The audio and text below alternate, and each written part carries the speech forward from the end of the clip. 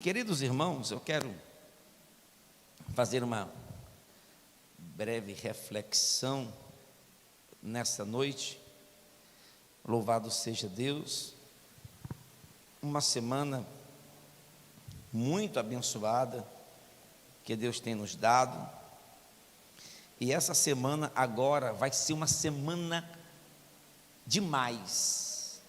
Essa semana agora vai ser uma semana assim de portas escancaradas. Deus vai surpreender as nossas vidas nessa semana.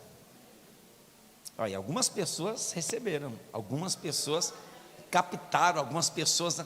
Vou repetir de novo: essa semana será uma semana para você contar testemunho da providência de Deus.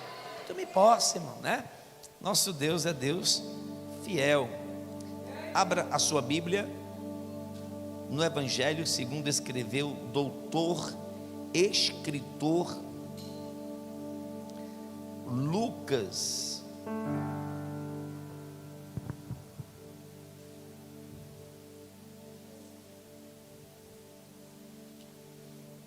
Oh, Deus bendito.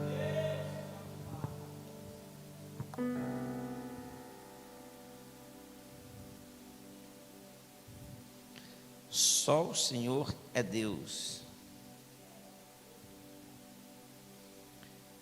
Glória a Jesus.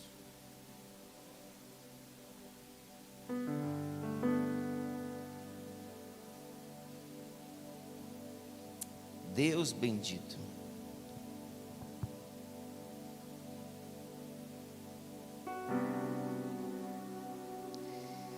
Lucas capítulo de número 23.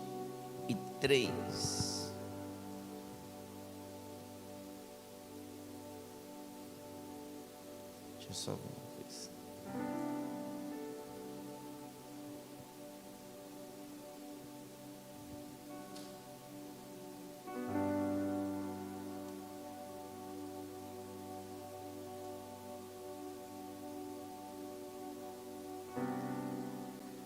Só o Senhor é Deus. Perdão, Mateus 27. Só voltar um pouquinho.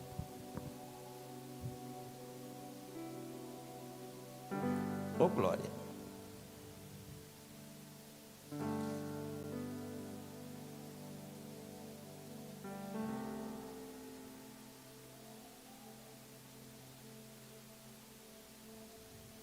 Vinte e sete, 32.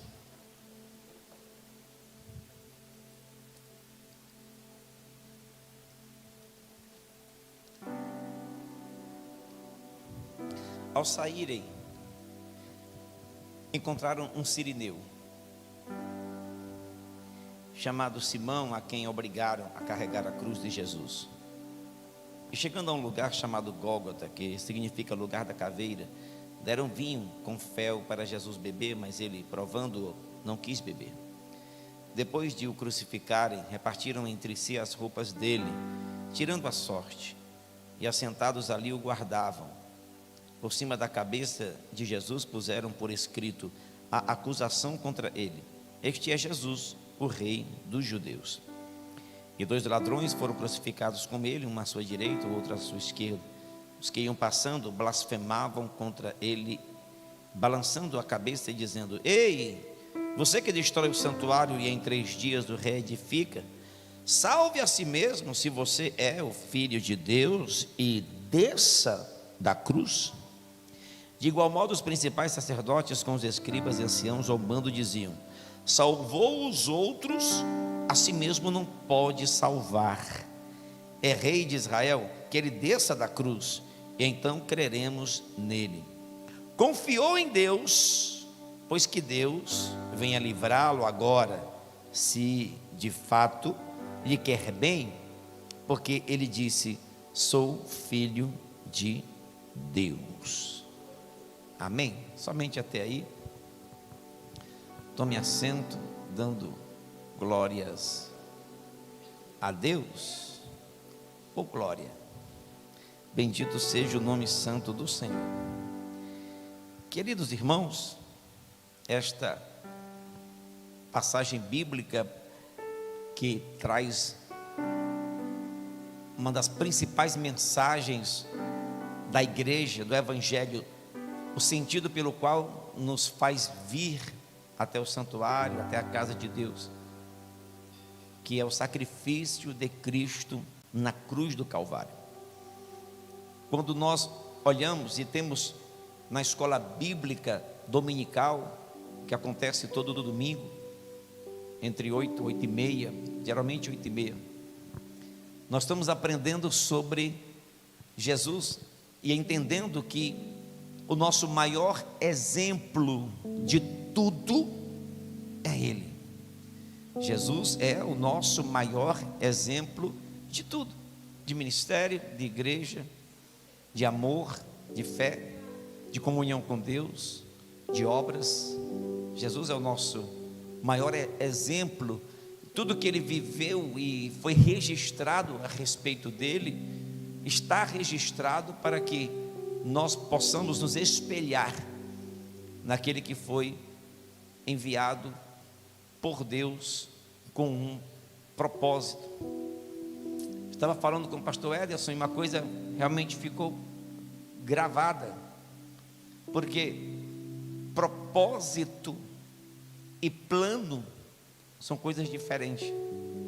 Propósito é o que Deus te chamou para ser e te escolheu para ser. Propósito é o que Deus está programando para fazer acontecer na sua vida.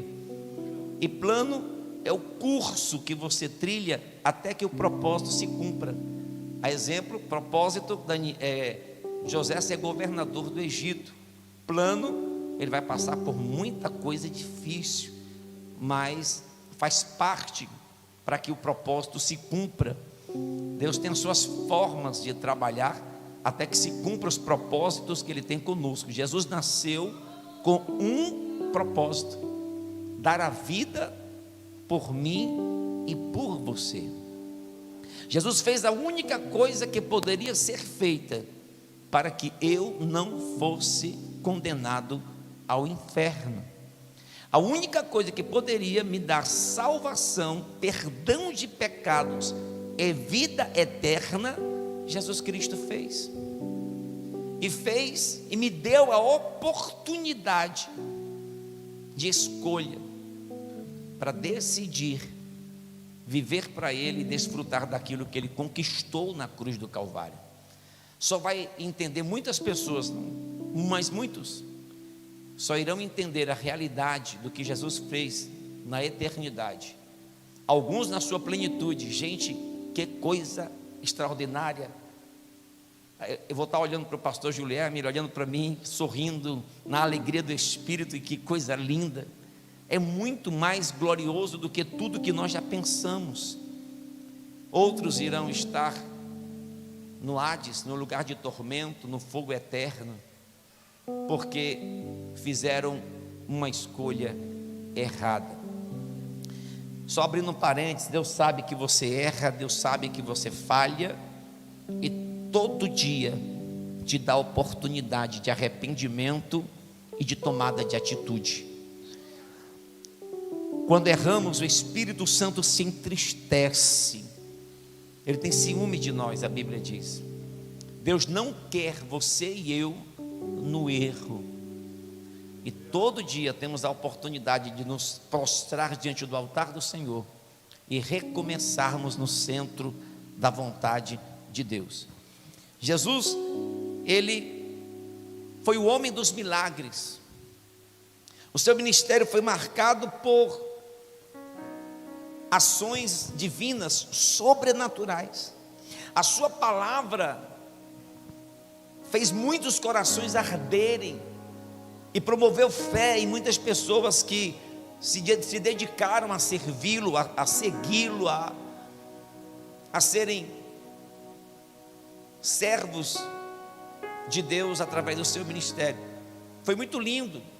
Muita coisa eu poderia falar aqui acerca do que Jesus Cristo fez, que está registrado, não por acaso.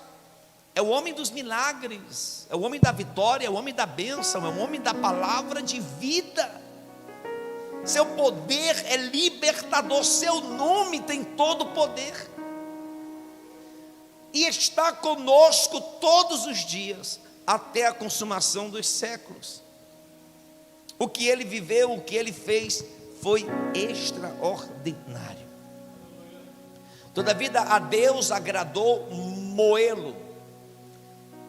E isso fala da sua morte, do preço que estaria sendo pago por ele na cruz do Calvário. A gente para pensar um pouco, e que cena pesada. A cena da crucificação é uma cena pesada, é uma cena de horrores, podemos dizer. O chicote rasgando costas, e o sangue descendo, a coroa de espinho, o espancamento, tudo era humilhante, era doloroso. Aquilo foi uma tragédia para muita gente que não suportou, que desnorteou-se.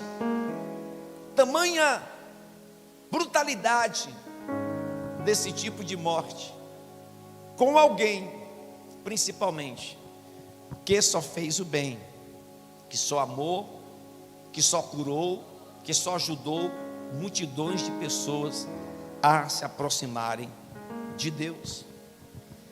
Mas nós entendemos, pelo seu exemplo, que ele estava determinado a ir até o fim, 100% homem, 100% Deus.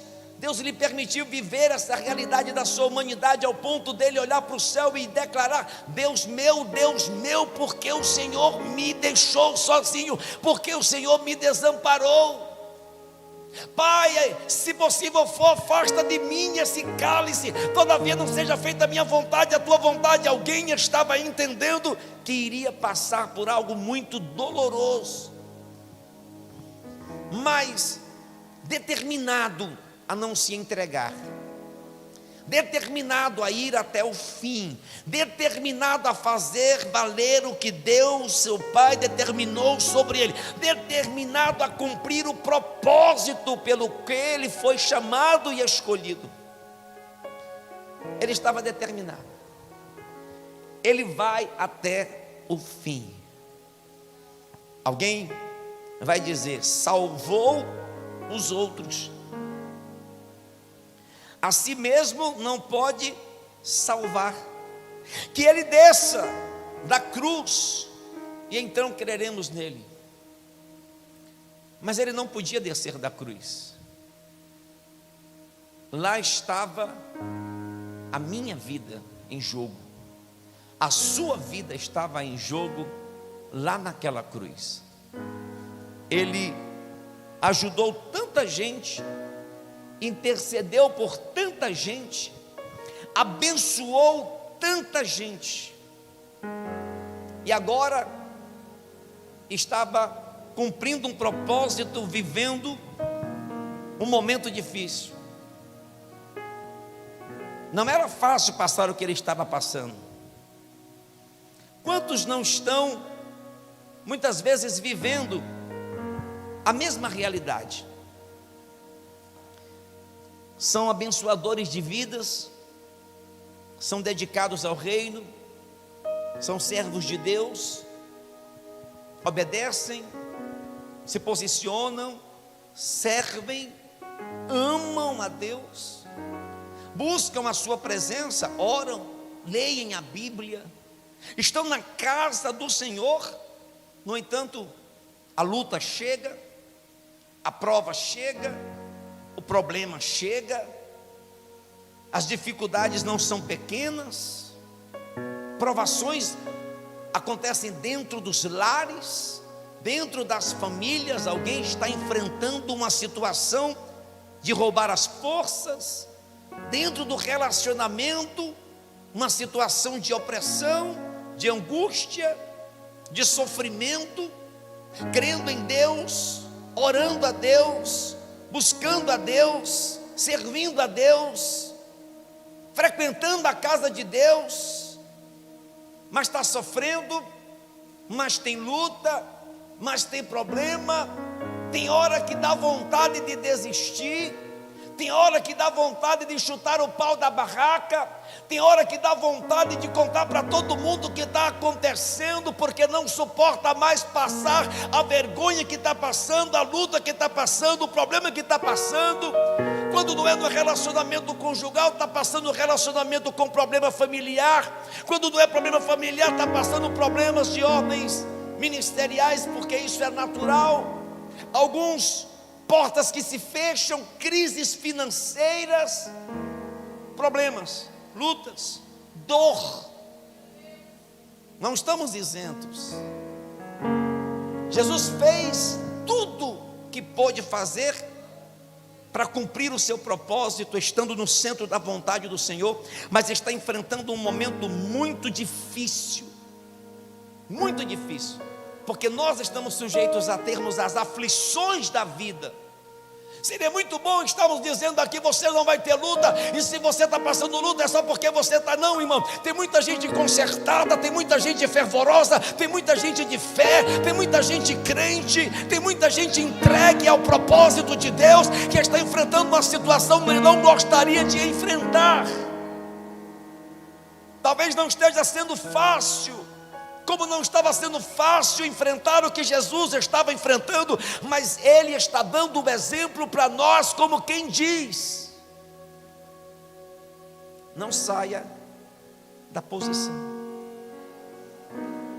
Não saia da posição.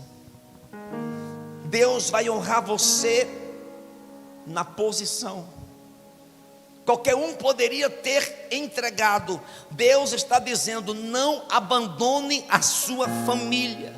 Deus está dizendo: não desista dos seus filhos. Deus está dizendo: não desista do seu chamado, não desista do seu ministério. Não saia da brecha, não saia da posição.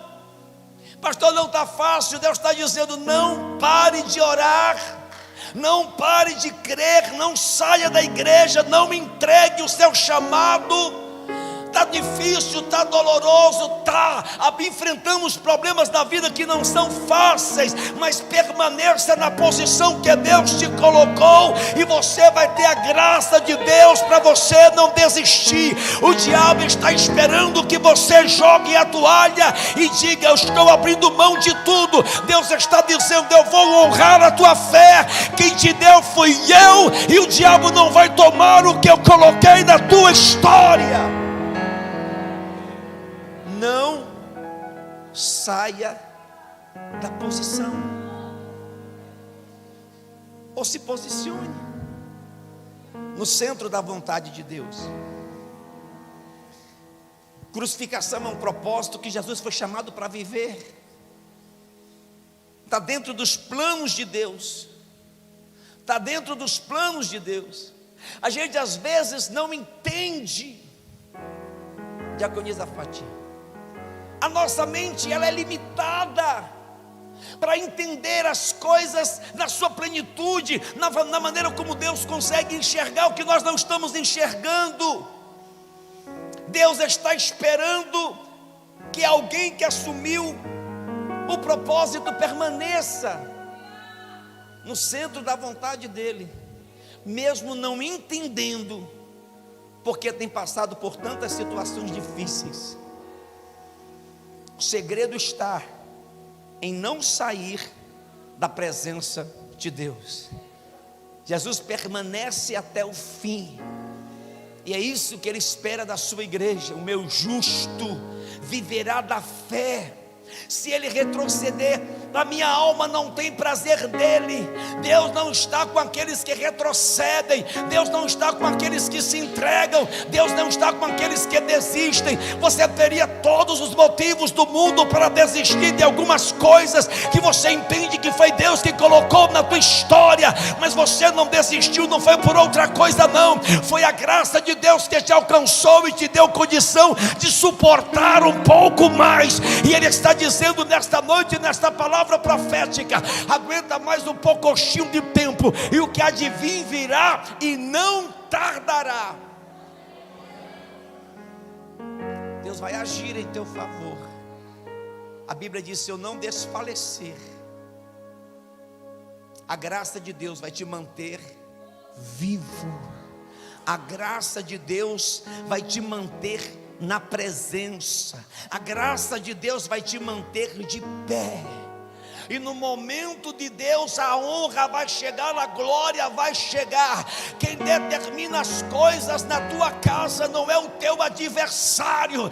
Esse problema, essa luta, essas circunstâncias que chegam são apenas momentâneas por causa do plano. Mas fica na posição e suporte. Deus te dá força para suportar o que for, só para te honrar na terra pela tua perseverança. Como Deus tem falado aos nossos corações, para nós não desistirmos, para nós não nos entregarmos. Ele nos trouxe com o seu propósito de vida, o milagre da salvação. Ele nos trouxe a vida eterna, Ele nos trouxe a comunhão. Não saia da posição, por mais que alguém não creia, por mais que alguém não acredite que você vai conseguir vencer, por mais que as circunstâncias falem ao contrário, por mais que alguém não entenda como que você ainda consegue buscar a Deus, adorar a Deus, passando, enfrentando o que você está enfrentando. Deus está dizendo para você: não saia da posição. Eu tenho me agradado do coração de alguns que têm se dedicado a honrar a minha presença e a minha palavra. Eu tenho livrado, eu tenho dado, aleluia, a proteção devida e sustentado com a minha destra poderosa. Você não existe nem está vivo por obra do acaso. Você não teve sorte, foi Deus quem agiu em teu favor. Oh, irmão, como isso é importante. O exemplo que a gente está tomando é de alguém que decidiu perseverar até o fim. Confiou em Deus, pois que Deus venha livrá-lo. Confiou em Deus. Cadê Deus que não resolve? Cadê Deus que deixou isso acontecer? Cadê Deus que não faz nada em favor dele? Se Deus ama ele, por que que Deus não acaba com essa luta? Por que que Deus não acaba com esse sofrimento?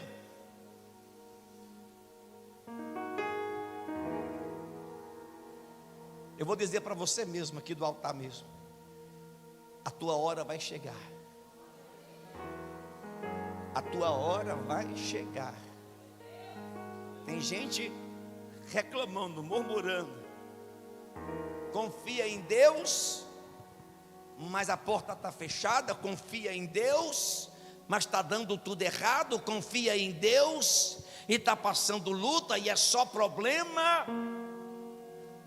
Humanamente falando, não era nem para estar aqui hoje.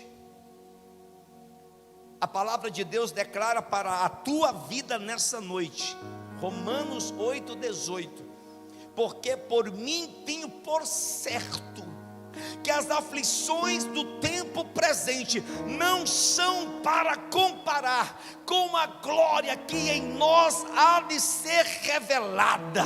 O que Deus tem para fazer é muito maior, extraordinário e glorioso do que toda a luta e aflição que eu estou enfrentando. Aleluia! Isso tem data para terminar. Deus não quer que você desfaleça na fé. Tem luta que quer roubar a nossa expectativa. Deus te trouxe aqui para dizer para o teu coração: não desacredite de quem te escolheu no meio de muitos. Eu estou cuidando de você, e o que eu preparei não tem como comparar com os problemas que você está enfrentando, com a glória que vai ser revelada depois que tudo isso passar. Tem coisa nova por aí, tem cheiro de milagre, não é assim? As irmãs cantaram um hino profético, irmã. Deus falando no culto. Tem coisa nova por aí. Alguém está andando por cima das águas. Meu Deus, ninguém nunca viveu isso. Ninguém nunca viveu isso. Tem coisa nova por aí. O pastor começou a mensagem dizendo: essa semana vai ser uma semana. Eu não programei isso para trazer a mensagem, veio somente ao meu coração. Por quê? Tem coisa nova por aí. E eu estou crendo, irmão. A palavra é uma espada de dois gumes. Eu acho bom isso, porque eu estou recebendo igual os irmãos. Essa palavra é para mim. Meu Deus, o que é que Deus preparou para a minha vida? Estou passando luta, estou passando problema, mas o que eu vou viver da parte de Deus nem dá para se comparar com a luta que eu estou enfrentando. A minha hora vai chegar.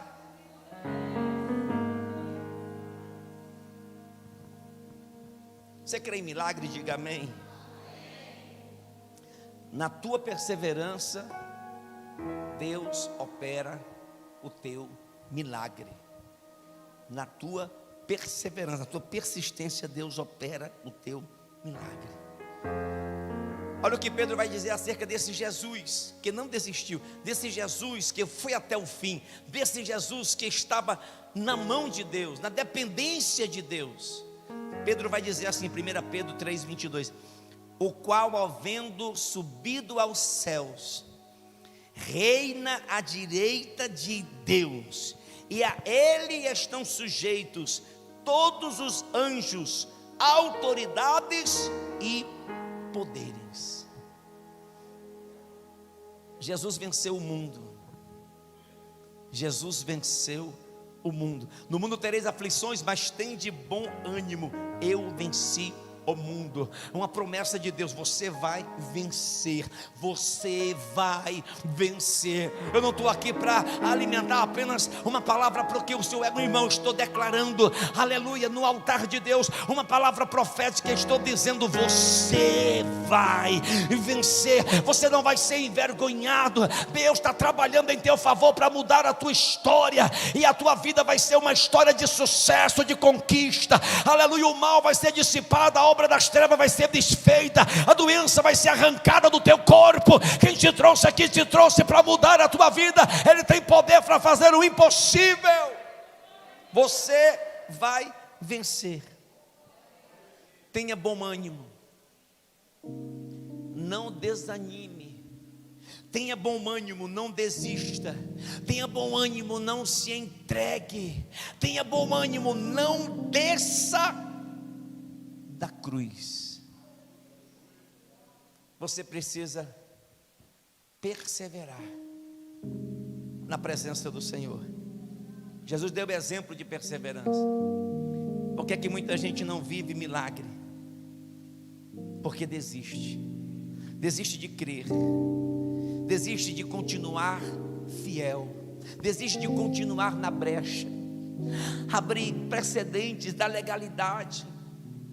Como isso atrapalha. Não é de qualquer jeito que você vai viver a plenitude de Deus. Não é vivendo uma vida errada, de pecado, não é envolvido com coisas que não agradam ao Senhor, que você vai viver a plenitude de Deus. O Espírito Santo, Ele convence você daquilo que é certo, daquilo que é errado, para você se dispor a fazer a coisa certa. O que é fazer a coisa certa, pastor? É se colocar na cruz. Você teria todos os motivos para fazer alguma coisa contrária ao que você está fazendo, mas você se dispôs a honrar a Deus dentro do propósito. Você se dispôs a seguir o plano de Deus, agradando a Deus com as tuas atitudes, com as tuas palavras, com o teu procedimento. Quem te vê em todos os âmbitos da tua vida. E quem sabe tem encontrado você pesado na balança, e a mão de Deus poderia já ter te destruído, ter te fulminado. Deus usa de misericórdia para te dar uma oportunidade, porque quer que você vença e não seja vencido. Isso vai depender de mim e de você. Fique de pé, por favor. Aleluia.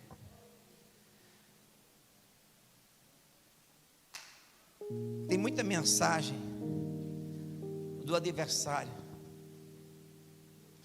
que declara que é fim.